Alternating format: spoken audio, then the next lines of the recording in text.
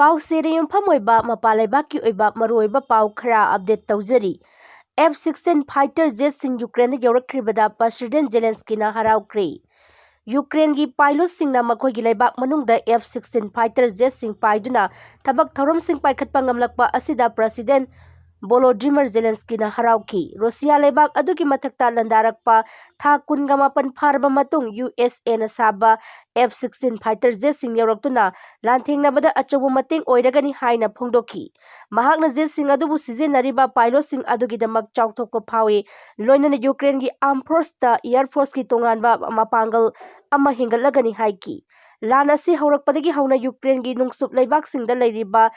ꯑꯦꯂꯥꯏꯁꯤꯡꯗ 𝗬-16 fighter ꯖꯦꯠꯁꯤꯡ ꯄꯤꯔꯛꯅꯕ ꯀꯟꯅ ꯍꯣꯠꯅꯗꯨꯅ ꯂꯥꯛꯈꯤꯕꯅꯤ꯫ ꯍꯧꯖꯤꯛ ꯌꯧꯔꯛꯂꯤꯕꯅꯤꯅ ꯃꯈꯣꯏꯒꯤ ꯄꯥꯡꯒꯜ ꯑꯃꯗꯤ ꯏꯌꯔ ꯗꯤꯐꯦꯟꯁ ꯍꯦꯟꯒꯠꯂꯒꯅꯤ ꯍꯥꯏꯈꯤ꯫ ꯃꯈꯥ ꯇꯥꯅꯁꯨ 𝗬-16 ꯑꯍꯦꯟꯕ ꯃꯁꯤꯡ ꯊꯨꯡꯂꯒꯅꯤ ꯍꯥꯏꯔꯤ꯫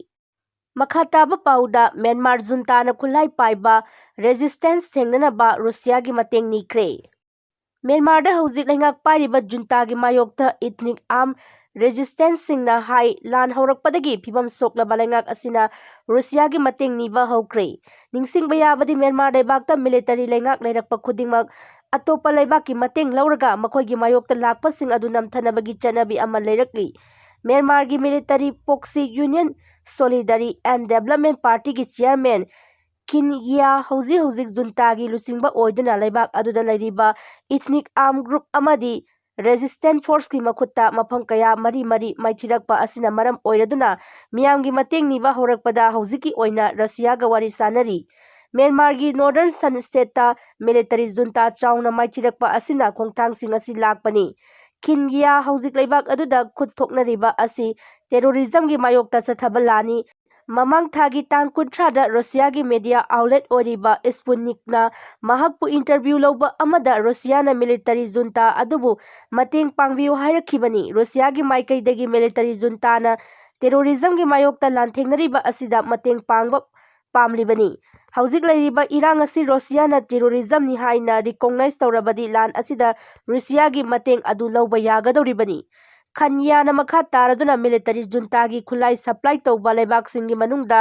ꯔꯨꯁꯤꯌꯥꯁꯨ ꯑꯆꯧꯕ ꯂꯩꯕꯥꯛ ꯑꯃ ꯑꯣꯏꯔꯤꯕꯅꯤ꯫ ꯀꯨꯝꯖꯥ 2018ꯗ ꯊꯣꯛꯈꯤꯕ ꯃꯤꯂꯤꯇꯔꯤ ꯀꯨ ꯑꯗꯨꯒꯤ ꯔꯨꯁꯤꯌꯥ ꯑꯃꯁꯨꯡ ꯃ꯭ꯌꯥꯟꯃꯥꯔꯅ ꯃꯔꯤ ꯂꯩꯅꯕ ꯍꯦꯟꯒꯠꯂꯛꯈꯤ, ꯑꯗꯨꯕꯨ ꯖꯨꯟꯇꯥꯒꯤ ꯃꯥꯌꯣꯛꯇ ꯂꯩꯔꯤꯕ ꯀꯥꯡꯕꯨꯁꯤꯡꯅ ꯖꯨꯟꯇꯥ ꯃꯁꯥꯃꯛꯅ ꯗ꯭ꯔꯥꯐꯠ ꯇꯧꯖꯈꯤꯕ ꯀꯟꯁꯇꯤꯇ꯭ꯌꯨꯑꯦꯟꯁꯤꯒꯤ ꯁꯦꯛꯁꯟ 42(b)ꯗ ꯂꯩꯕꯥꯛ ꯑꯗꯨꯗ ꯃꯤꯌꯥꯝꯒꯤ ꯂꯥꯟꯃꯤ ꯑꯃꯠꯇ ꯂꯩꯍꯟꯕ ꯌꯥꯔꯣꯏ ꯍꯥꯏꯅ ꯌꯥꯎꯔꯤꯕꯅꯤ꯫ ꯃꯗꯨꯒꯤ ꯁꯦꯛꯁꯟ ꯑꯗꯨ ꯖꯨꯟꯇꯥꯒꯤ ꯃꯥꯏꯀꯩꯗꯒꯤ ꯚꯥꯏꯑꯣꯂꯦꯟꯁ ꯇꯧꯒꯗꯧꯔꯤꯕꯅꯤ꯫ ꯃ꯭ꯌꯥꯟꯃꯥꯔꯒꯤ ꯅꯣꯔꯊ ꯏꯁꯇꯔꯟ ꯀꯃꯥꯟꯗꯒꯤ ꯑꯣꯏꯅ ꯂꯥꯁꯤꯑꯣꯗ ꯂꯩꯔꯝꯕ ꯍꯦꯗꯀ꯭ꯋꯥꯇꯔ ꯑꯗꯨ ꯏꯊꯅꯤꯛ ꯐꯣꯔꯁꯁꯤꯡꯅ ꯃꯄꯨꯡ ꯐꯥꯅ ꯂꯧꯁꯤꯟꯈꯤꯕꯗꯒꯤ ꯀꯨ ꯑꯗꯨꯒꯤ ꯃꯅꯨꯡꯗ ꯖꯨꯟꯇꯥꯒꯤ ꯈ꯭ꯋꯥꯏꯗꯒꯤ ꯆꯥꯎꯕ ꯃꯥꯏꯊꯤꯕ ꯑꯣꯏꯔꯤꯕꯅꯤ꯫ ꯖꯨꯟꯇꯥꯒꯤ ꯃꯥꯌꯣꯛꯇ ꯏꯊꯅꯤꯛ ꯑꯥꯔꯃꯤ ꯕ꯭ꯔꯗꯔꯍꯨꯗ ꯑꯦꯂꯥꯏꯟꯁꯅ ꯍꯧꯈꯤꯕ ꯆꯍꯤꯗ ꯂꯧꯈꯠꯈꯤꯕ ꯑꯣꯄꯔꯦꯁꯟ 1027ꯒꯤ ꯃꯅꯨꯡ ꯆꯟꯅ ꯆꯠꯊꯔꯛꯈꯤꯕ ꯑꯦꯇꯦꯛꯁꯤꯡꯗ ꯅꯣꯔꯗꯔꯟ ꯁꯟ ꯁ꯭ꯇꯦꯠ ꯖꯨꯟꯇꯥꯅ ꯀꯟꯇ꯭ꯔꯣꯜ ꯇꯧꯕ ꯉꯝꯈꯤꯗꯕꯅꯤ꯫ ꯑꯇꯣꯞꯄ ꯄꯥꯎ ꯑꯃꯗ ꯏꯖꯔꯦꯜꯅ ꯃꯥꯏꯀꯩ ꯀꯌꯥꯗꯒꯤ ꯏꯔꯥꯟꯒ ꯊꯦꯡꯅꯒꯗꯧꯔꯤꯕ ꯂꯥꯟꯒꯤꯗꯃꯛ ꯁꯦꯝ ꯁꯥꯕ ꯍꯧꯈ꯭ꯔꯦ꯫ ꯏꯔꯥꯟ ꯑꯃꯁꯨꯡ ꯃꯈꯣꯏꯒꯤ ꯄꯣꯛꯁꯤꯁꯤꯡꯒ ꯃꯥꯏꯀꯩ ꯀꯌꯥꯗ ꯏꯖꯔꯦꯜꯅ ꯂꯥꯟꯊꯦꯡꯅꯅꯕ ꯁꯦꯝ ꯁꯥꯕ ꯍꯧꯈ꯭ꯔꯦ ꯍꯥꯏꯅ ꯉꯔꯥꯡ ꯂꯩꯕꯥꯛ ꯑꯗꯨꯒꯤ ꯄ꯭ꯔꯥꯏꯝ ꯃꯤꯅꯤꯁꯇꯔ ꯕꯦꯟꯖꯥꯃꯤꯟ ꯅꯦꯇꯥꯟꯌꯥꯍꯨꯅ ꯀꯦꯕꯤꯅꯦꯠ ꯃꯤꯐꯝ ꯑꯃꯗ ꯐꯣꯡꯗꯣꯛꯈ꯭ꯔꯦ꯫ ꯌꯨ.ꯑꯦꯁ.ꯑꯦ ꯑꯃꯁꯨꯡ ꯑꯇꯣꯞꯄ ꯑꯦꯂꯥꯏꯁꯤꯡꯒꯤ ꯏꯖꯔꯦꯜꯒꯤ ꯃꯊꯛꯇ ꯀꯥꯎꯟꯇꯔ ꯁ꯭ꯇ꯭ꯔꯥꯏꯛ ꯇꯧꯔꯛꯀꯗꯕ ꯑꯃꯗꯤ ꯔꯤꯖꯅꯦꯜꯒꯤ ꯑꯣꯏꯕ ꯂꯥꯟ ꯑꯗꯨꯗ ꯉꯥꯛꯊꯣꯛꯅꯅꯕ ꯁꯦꯝ ꯁꯥꯔꯤ꯫ ꯄꯟꯕ ꯌꯥꯕꯗꯤ ꯃꯃꯥꯡ ꯆꯍꯤꯒꯤ ꯑꯣꯛꯇꯣꯕꯔꯒꯤ ꯇꯥꯡ 8ꯗꯒꯤ ꯏꯖꯔꯦꯜꯅ ꯍꯃꯥꯁ ꯃꯤꯂꯤꯇꯦꯟꯠꯁꯤꯡꯒ ꯒꯖꯥꯗ ꯂꯥꯟ ꯆꯠꯊꯔꯛꯂꯤꯕꯅꯤ꯫ ꯍꯧꯈꯤꯕ ꯆꯌꯣꯜꯗ ꯂꯦꯕꯥꯅꯟꯗ ꯍꯦꯖꯕꯣꯂꯥꯒꯤ ꯁꯦꯅꯤꯌꯔ ꯀꯃꯥꯟꯗꯔ ꯑꯃ ꯍꯥꯠꯈꯤꯕ ꯑꯃꯁꯨꯡ ꯏꯔꯥꯟꯗ ꯍꯃꯥꯁꯀꯤ ꯄꯣꯂꯤꯇꯤꯀꯦꯜ ꯂꯤꯗꯔ ꯏꯁꯃꯥꯏꯜ ꯍꯥꯅꯤꯌꯦ ꯑꯦꯁꯥꯁꯤꯅꯦꯠ ꯇꯧꯈꯤꯕꯒꯤ ꯊꯧꯗꯣꯛ ꯑꯗꯨꯅ ꯃꯔꯝ ꯑꯣꯏꯔꯒ ꯏꯔꯥꯟ ꯑꯃꯁꯨꯡ ꯂꯦꯕꯥꯅꯟꯅ ꯏꯖꯔꯦꯜꯗ ꯑꯅꯧꯕ ꯂꯥꯟ ꯍꯧꯔꯛꯄ ꯌꯥꯕꯒꯤ ꯑꯆꯧꯕ ꯃꯃꯤ ꯑꯃ ꯎꯔꯛꯂꯤ꯫ ꯅꯦꯇꯥꯟꯌꯥꯍꯨꯅ ꯀꯦꯕꯤꯅꯦꯠ ꯃꯤꯐꯝ ꯑꯗꯨꯗ ꯐꯣꯡꯗꯣꯛꯈꯤꯕꯗ ꯏꯖꯔꯦꯜꯅ ꯃꯇꯝ ꯄꯨꯝꯅꯃꯛꯇ ꯂꯥꯛꯀꯗꯕ ꯈꯣꯡꯊꯥꯡꯁꯤꯡꯒꯤꯗꯃꯛꯇ ꯁꯦꯝ ꯁꯥꯗꯨꯅ ꯂꯩ ꯍꯥꯏꯈꯤ꯫ ꯃꯔꯛ ꯑꯁꯤꯗ ꯌꯨ.ꯑꯦꯁ.ꯑꯦꯒꯤ ꯃꯥꯏꯀꯩꯗꯒꯤ ꯋꯥꯔꯁꯤꯞ ꯌꯥꯎꯅ ꯄ꯭ꯂꯦꯟ ꯀꯌꯥ ꯏꯖꯔꯦꯜ ꯗꯤꯐꯦꯟꯗ ꯇꯧꯅꯅꯕ ꯊꯥꯖꯤꯟꯕ ꯍꯧꯈ꯭ꯔꯕꯅꯤ꯫ ꯃꯔꯛ ꯑꯁꯤꯗ ꯖꯣꯔꯗꯥꯟꯒꯤ ꯐꯣꯔꯦꯟ ꯃꯤꯅꯤꯁꯇꯔꯅ ꯏꯔꯥꯟꯗ ꯆꯠꯇꯨꯅ ꯈꯨꯠ ꯊꯣꯛꯅꯕ ꯑꯁꯤ ꯂꯣꯏꯁꯤꯟꯅꯕꯒꯤ ꯃꯇꯥꯡꯗ ꯋꯥꯔꯤ ꯁꯥꯅꯈꯤ ꯍꯥꯏꯔꯤ꯫ ꯏꯖꯔꯦꯜꯗ ꯕꯣꯝꯕꯒꯤ ꯁꯦꯜꯇꯔ ꯀꯌꯥ ꯅꯧꯅ ꯁꯦꯝꯕ ꯍꯧꯔꯤ꯫ ꯃꯈꯥ ꯇꯥꯕ ꯄꯥꯎ ꯑꯃꯗ ꯏꯖꯔꯦꯜꯅ ꯒꯖꯥꯗ ꯄꯦꯂꯦꯁꯇꯥꯏꯟ ꯑꯁꯤꯕ 40 ꯁꯤꯅꯈ꯭ꯔꯦ꯫ ꯏꯖꯔꯦꯜꯅ ꯒꯖꯥ स्ट्रिप्ता चथरखिबा मिलिटरीगी एटेक्सिंगदा सिखिबा पैलेस्टाइन मचा 40 की हक्चांग सिनख्रे लोइनना ngasi मखा ताबा मखोइगी एयर स्ट्राइकता मियोय 19 अमसु सिरे हाइना पैलेस्टाइन मिनिस्ट्री ऑफ हेल्थना फोंदोरकली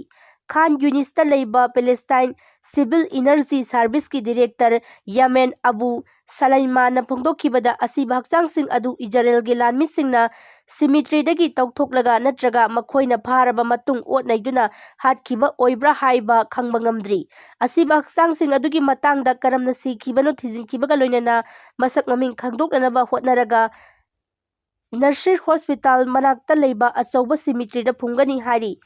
पुन्ना खाव 15 दा असिबा हक्चांगसिंग अदु योमसिल्लगा इजराइलगी माइकैदगी खुसिन्नरखिबनी हारी अतोपा पाउदा इजराइलना स्कूल अनिदे अटैक तौबदा मियोय 19 सिखरे गजा सिटीदा लेबा स्कूल अनिदा ngarang इजराइलना चथारकपा अटैक अमदा यामद्रबदा मियोय 19 सिखरे मसीगा थारगा जुलाई तांग 6 तगी गजादा लेबा स्कूल सिंगदा अटैक तौरखिबा स्कूल मसिंग यामद्रबदा 13 सुख्रे मदुदा मियोय 150 रोम सिखरे स्कूल अनिदा पांदम थमदुना चथखिबा अटैक अदु इजराइलगी मिलिटरीनसु चुम्मी हाइना फोंदोक्रे स्कूल सिंग अदु हमास की 𝗓𝗛𝗏𝗏𝗏 मखोइगी ऑपरेटिव सिंगी लोटफम अमा ओइबना सिजिन्नबनी हाइना स्टेटमेंट अमदा इजराइलगी मिलिटरीना हाइकी थांगजा नुमितसु गजा सिटीदा लेबा अतोप स्कूल कंपाउंड अमदा मसिगा मानना इजराइल अटैक अमदा यामद्रबदा मियोय 13 सिखरे हाइना पैलेस्टाइनियन सिविल डिफेंस एजेंसी अमना हाइकी हमास द सिविलियन फैसिलिटी सिंगबु मखोइगी कमांड एंड कंट्रोल सेंटर सिंग ओइना सिजिन्नबा नत्रगा मखोइगी कमांडर सिंग अमसुंग ऑपरेटिव सिंगी लोटफम ओइना सिजिनै हाइना इजराइलना इदत ततना मरालसी अदुबु मदु पैलेस्टाइनियन ग्रुप अदुना कैदौनुंगदा यादे लोइसिल्लकपा पाउदा हमास सिप हाटखिबगी इजराइलबु चैराक पीनबगी राइट लै ईरान गजागी वारगी चैरकता हौखिबा चयोलदा तेरेहाना हमास सिप इस्माइल हानिये हाटखिबा इजराइलनी हाइना अटैक अदुदा पाउखुम पीनबगी लिरगेन राइट लै हाइना ngasi ईरानना फोंदोक्रे जियोनिस्ट रिजिम हाइबदी इजराइलगी गवर्नमेंट अदु चैराक पीनबगी ईरानगी रिगेन राइट असिदा चंगनबगी कनामतगी हक लेते हाइना ईरानगी फॉरेन मिनिस्टरगी वांगांगलोय नासेर कनानीना इजराइल पलदुना चांगनाइना पांगथोकपा पाउगी मिफम अमदा हाइकी अक्टोबरगी अंगनबदगी हौखिबा इजराइल हमास वारदगी हेना वांखटख्रबा अमसुंग तेरेहाना युमसकैसगी अटैक अमगी मतुंग इना अमुकसु वांखलख्रबा रीजन असिदा उंखटनरिबसिंग असि हेना साथीरकनबा ईरानना होनबा लेते हाइना महाकना हाइकी ईरान की प्रेसिडेंट मसूद पेजेशकियाना फम पाइबा हौबगी थौरम याउना ईरान की कोनुंग असिदा लाकपदा मागी युम अदुगी मपानदगी शॉर्ट रेंज प्रोजेक्टाइल अमा सिजिन्नदुना इजराइलना हानियेबु हाटखिबनी हाइना ईरान की रेवोल्यूशनरी गार्डना हाइकी ईरान अमसुंग हमास लोइनना तेरेहाना मरी लेनना मिडल ईस्ट लेरिबा खुलाई पाइबा ग्रुप पुनमकना लमन खुमनबा वासखरे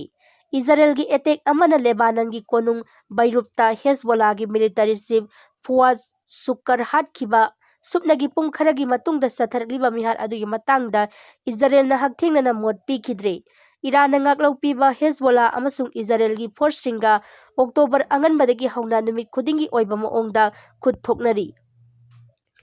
रीजनल की ओइबा वार अमा थोकद्रा हाइना वर्ल्ड पावर सिंगना अकीबा फोंदोकनरखिबगा लोइनना हाई प्रोफाइल मिहासिंग अदुगी मतुंग उंखटनबा हंथरकनबा अपील सिंग हेना कखतनरखरे ईरान की फॉरेन मिनिस्टर की वांगांगलोय नसेर कानीना निंथौकाबा नुमित्ता हाइखरे रीजन असिदा लंदारखिबा अदु चैराक पीरगा अमुक का हेनबा लिजत अदुगी मायोक्ता अकीबा अमा तौबा यादे हाइबदु खंगहलगा खुदक्ता रीजन अदुदा तंगदु लेताबा अमसुंग सेक्युरिटी अदु लेहनबा ngamgani हाइबा असिदा अखोय थाजै हाइकी।